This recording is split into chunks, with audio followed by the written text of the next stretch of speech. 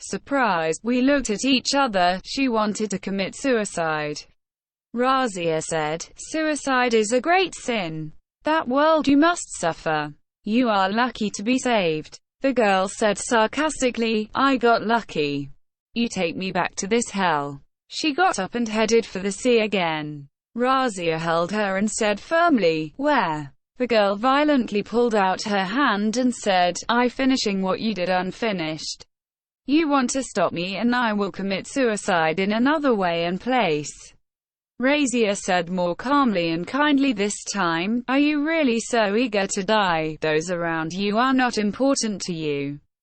Do you not have a husband or children? Do you not fear God and the torment? I do not care about anything, even God and his torment." Hesitantly, she stepped into the sea again, as if waiting for someone to stop her. But we all stepped back and opened her way. She shook her head and stepped back into the water. Millard said, "Do you really want to let her commit suicide again? Can you stand it?" I said, "When she does not want to and we saved her with this misfortune, she says do not kill herself here, she will do it elsewhere. What should we do? Do we hold it by force?" Razia said, "We will call her family, we will inform the police." Then she continued to the girl, "At least tell me your name, who should we call to follow you?" The girl turned to her and laughed and said, "When my body was thrown back into the water, inform the police, they will find them through the license plate and documents of the car."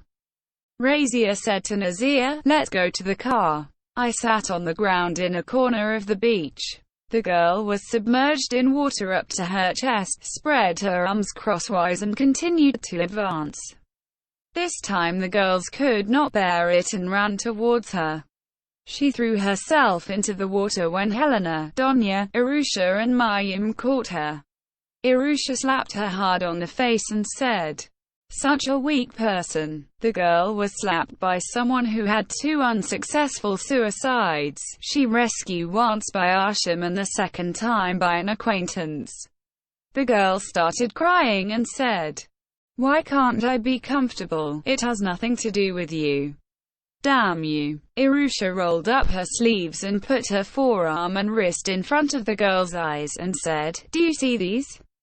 Scar of a knife and a blade. I also committed suicide twice, but to save me. You see this boy? He is my brother. He is ready to die for me. When he saved me, I hated that he brought me back to this world, but now 5 years have passed since my second suicide. By the way, these girls and boys are all our friends. I have no kinship or love with any of them.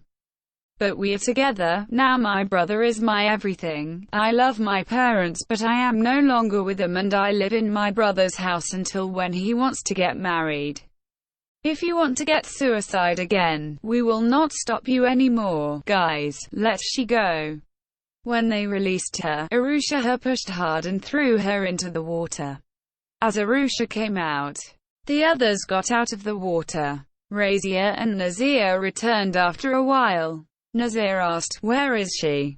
Nawab said, "Went to die." Razia looked at our faces and said, "Her car was locked. We just gave her license plate to the police. At least wait for her body to come to the water and get it. Her body is swollen." Hearing the sound of ambulance and police sirens, we turned our heads in that direction. Asham said, "Girls, get your mantos sooner and tidy yourself up, so that another evil does not happen to us." They ran to where we were sitting. The police were checking the car and the emergency services were coming towards us. My eyes were on the sea. When I saw it, I said, "Girl is alive." Nazir and Razia turned their heads towards her. Razia went to her. The girl threw herself in her arms and began to cry. When the emergency services arrived,